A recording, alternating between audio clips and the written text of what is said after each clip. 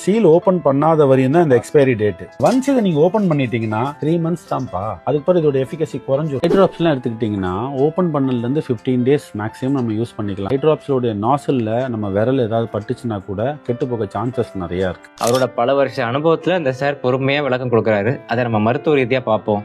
Paracetamol பொதுவாகவே ரொம்ப ஒரு கசப்பான மருந்து. அதை குழந்தைங்களுக்கு கொடுக்கணும் அப்படிங்கிறதுக்காக அதில் சுகரி பேஸ் ஆட் பண்ணியிருப்பாங்க. அதை நம்ம ரிப்பீட்டடாக ஓப்பன் பண்ணி யூஸ் பண்ணும்போது இந்த மருந்து வழிஞ்சு இந்த பாட்டில் ஓரத்தில் கிறிஸ்டலைசேஷன் அப்படின்னு ஃபார்ம் ஆயிரும். அதாவது கிறிஸ்டல்ஸ் மாதிரி ஃபார்ம் ஆயிரும். அந்த இனிப்பை தேடி எறும்பு வர்றதுக்கு வாய்ப்பு இருக்கு. பாக்டீரியல் கண்டாமினேஷன், மோல்ஸ் அப்படின்னு சொல்லக்கூடிய ஃபங்கஸ் அதில் வளர்றதுக்கு வாய்ப்பு இருக்கு. ஒரு 3-4 மாதம் கழிச்சு குழந்தைக்கு ஜுரம் வரும்போது அதே சிறப்பை நம்ம எடுத்து கொடுக்குறோம் அப்படின்னா அந்த குழந்தைக்கு சாதாரண ஒரு வைரஸ் காய்ச்சலாக இருக்கலாம். ஆனால் இந்த கண்டாமினேஷனால தேவையில்லாமல் நம்ம அந்த பாக்டீரியாவையும் ஃபங்கஸையும் சேர்த்து உள்ள கொடுத்துருவோம். இன்னொரு முக்கியமான விஷயம், எப்போதுமே சிரப் கொடுக்கும்போது நம்ம நல்லா ஷேக் பண்ணிட்டு கொடுக்கணும். சரியா ஷேக் பண்ணாமல் கொடுத்துட்டோம் அப்படின்னா மருந்தோட கான்சென்ட்ரேஷன்லாம் அடியில் இருக்கும்.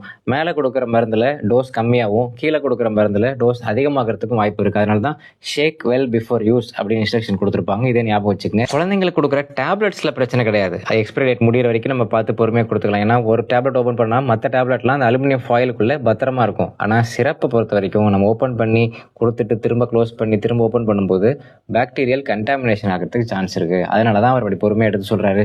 அதை பார்த்துட்டு அந்த வீடியோ கீழே நிறைய பேர் அவரை கண்ணாப்புனான்னு திட்டிருக்காங்க. மெடிக்கல் பிஸ்னஸ் பண்ணுறதுக்காக அவர் பண்ணுறாரு, பிஸ்னஸ் பாயிண்ட் ஆஃப் வியூவில் பேசுகிறாரு அப்படின்ட்டு. எங்க நல்லது சொன்னாலும் எல்லாத்தையும் இப்படி குதர்க்கமாகவே நெகட்டிவ் மைண்ட் செட்டோடய பார்த்தா எப்படி? பிஸ்னஸ் பண்ணுறதுக்காக தான் கடை திறந்து வச்சுருக்காங்க. மாதம் மாதம் கரண்ட் பில் கட்டுறாங்க, ஸ்டாஃப்க்கு சேலரி கொடுக்குறாங்க, வருஷம் சொத்து பில் கட்டுறாங்க, மந்த்லி ஜிஎஸ்டி ரிட்டர்ன் ஃபைல் பண்ணுறாங்க. இது எல்லாமே பிஸ்னஸ்க்காக தான். யாரும் இலவசமாக கொடுக்கறதுக்காக இதெல்லாம் பண்ண போகிறதில்ல.